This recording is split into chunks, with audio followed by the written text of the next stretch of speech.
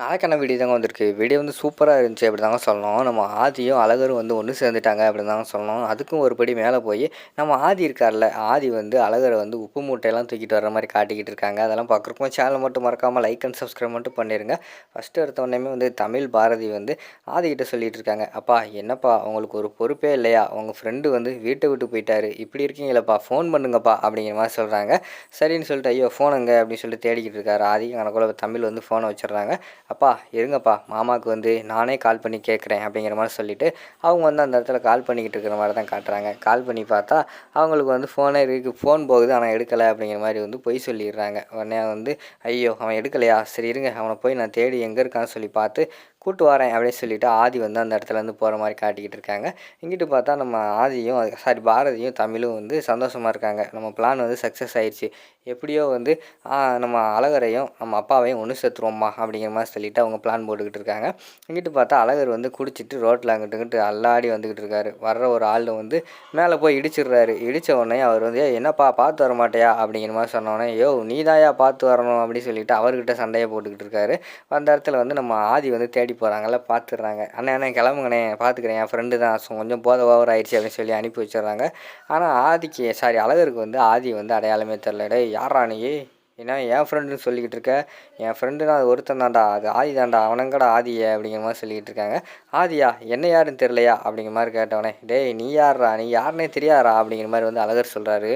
சரி வாங்க சார் உங்களை கொண்டு போய் வீட்டில் விட்டுறேன் அப்படிங்கிற மாதிரி வந்து அந்த இடத்துல ஆதி சொல்கிறாரு. என்னையை கொண்டு போய் நீ வீட்டில் விட போறியா, அதெல்லாம் ஒன்றும் தேவையில்ல, போய் என் நண்பன்கிட்ட போய் விஷயத்தை சொல்லு, அவன் ஓடி வந்து கூட்டு போய் அவங்க வீட்டில் உட்கார வச்சுக்கிடுவான் அப்படிங்கிற மாதிரி சொல்லிகிட்டு இருக்காங்க.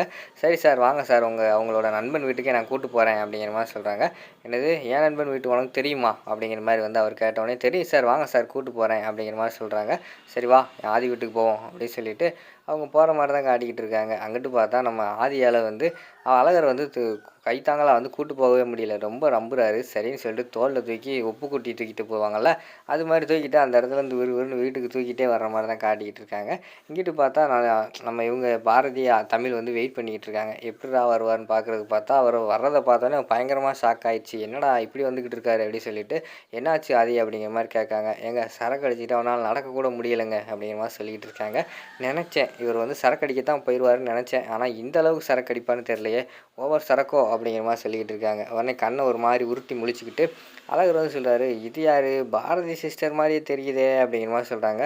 என்னங்க என்னை பார்த்து ஆள் தெரியாத மாதிரி பேசிக்கிட்டு இருக்காரு அப்படிங்கிற மாதிரி சொல்கிறாங்க. உங்களை பார்த்தாவது சிஸ்டர் மாதிரி தெரியுதேன்னு சொன்னான், ஆனால் என்னையை பார்த்துட்டு நீ யாருன்னு கேட்டான் ரோட்டில் வச்சு அப்படிங்கிற மாதிரி வந்து ஆதி சொல்கிறாரு. சரி ரொம்ப பசியாக இருப்பான், தமிழ் போய் சாப்பாடு எடுத்துகிட்டு வா அப்படிங்கிற மாதிரி சொன்னோன்னே தமிழ் போய் சாப்பாடு எடுத்துகிட்டு வராங்க. எடுத்துகிட்டு வந்தோடனே டேய் ஃபஸ்ட்டு சாப்பிட்றா பேசுவோண்டா அப்படிங்கிற மாதிரி சொல்லிகிட்டு இருக்காங்க.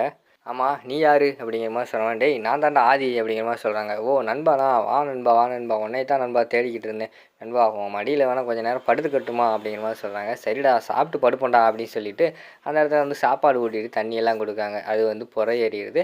அதுக்கடுத்து வந்து தலையில் தட்டி விட்டுட்டு நம்ம அழகரை வந்து ஆதி வந்து மடியில் படுக்க வச்சுக்கிறாரு. படுக்க வச்ச உடனே அந்த இடத்துல அப்பா அப்பா லவ் யூப்பா நான் போகிறேன் அப்படிங்கிற மாதிரி சொல்லிட்டு தமிழ் வந்து கிளம்புறாங்க.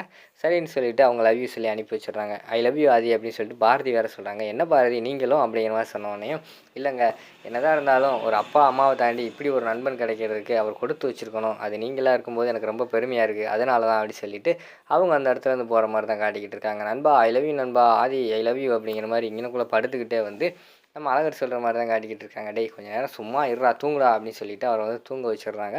காலையில் எழுந்திரிச்ச உடனே தலை வலிக்குது, என்ன இருந்தாலும் நான் எப்படி இங்கே வந்தேன்னு எனக்கு தெரில, எனக்கு இருந்தாலும் ஆதி மேலே வந்து பயங்கர கோவம் அப்படிங்கிற மாதிரி சொல்கிறாங்க. ஆதி மேலே எதுக்குங்க கோவப்படுறீங்க அப்படின்னு சொல்லிட்டு அந்த இடத்துல பாரதி வந்து கேட்காங்க. ஆமாம் நேற்று என்னை வீட்டை விட்டு துரத்தி விட்டாங்க, அவன் எப்படி எங்கேயாவது ஒயின் ஷாப் போயிடுவேன் அப்படி இப்படின்னு அவனுக்கு தெரிஞ்சிருந்தோம் அவன் வந்து என்னை தேடி வரவே இல்லை, யாருன்னே தெரியாதவர் கொண்டு வந்து இங்கே விட்டுட்டு போயிருக்காரு அப்படிங்கிற மாதிரி சொல்கிறாங்க.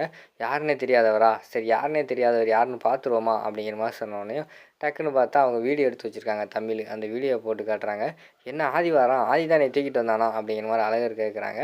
ஆமாம் ஆதி தான் தூக்கிட்டு வந்தான் அப்படிங்கிற மாதிரி சொன்னோன்னே சரிங்க நான் நைட்டு பண்ண ரகலையெல்லாம் எதுவும் சொல்லிக்கிட்டு இருக்காதீங்க அப்படிங்கிற மாதிரி அழகர் சொல்கிறாரு. ஏங்க நீங்கள் ரகலை பண்ணதே அவர் கூட தானே அப்படிங்கிற மாதிரி வந்து பாரதி சொல்கிற மாதிரி காட்டிக்கிட்டு இருக்காங்க. ஐயோ போச்சா எல்லாம் போச்சு அப்படின்னு சொல்லிட்டு அந்த இடத்துல வந்து நம்ம அழகர் வந்து புலம்பிக்கிட்டு இருக்காரு. அடுத்த சீனில் பார்த்தா வீட்டில் எல்லாருமே அங்கிட்டு லட்சுமி பாட்டியெல்லாம் டல்லாக இருக்கிற மாதிரி தான் காட்டிக்கிட்டு இருக்காங்க. அந்த இடத்துக்கு வந்து நம்ம தர்மலிங்கம் வர்ற மாதிரி தான் காட்டுறாங்க. அவர் வந்துக்கிட்டு என்ன எல்லோரும் அமைதியாக இருக்கீங்க, இந்தாங்க நான்வெஜ் எடுத்துகிட்டு வந்திருக்கேன், சமைங்க நல்லா சாப்பிடுவோம் அப்படிங்கிற மாதிரி சொல்கிறாங்க. ஏங்க எப்படிங்க நம்ம வீட்டு மாப்பிள்ளையை வந்து இப்படி வெளியே அனுப்பி வச்சுட்டு உங்களால் சந்தோஷமாக இருக்க முடியுது அப்படின்னு சொல்லிட்டு லட்சுமி சொல்கிறாங்க. என்னது நம்ம வீட்டு மாப்பிள்ளையா, அவன் நம்ம 2 பேர்த்துக்கு பண்ணது என்ன மறந்துட்டியா, ஒழுங்காக போயிரு அப்படின்னு சொல்லிட்டு லட்சுமி வந்து அந்த இடத்துல தர்மலிங்கம் திட்டிக்கிட்டு இருக்கிற மாதிரி தான் காட்டுறாங்க. இதோட பார்த்துட்டிங்கன்னா ஃபஸ்ட்டு பார்ட்டை வந்து முடிச்சிடுறாங்க.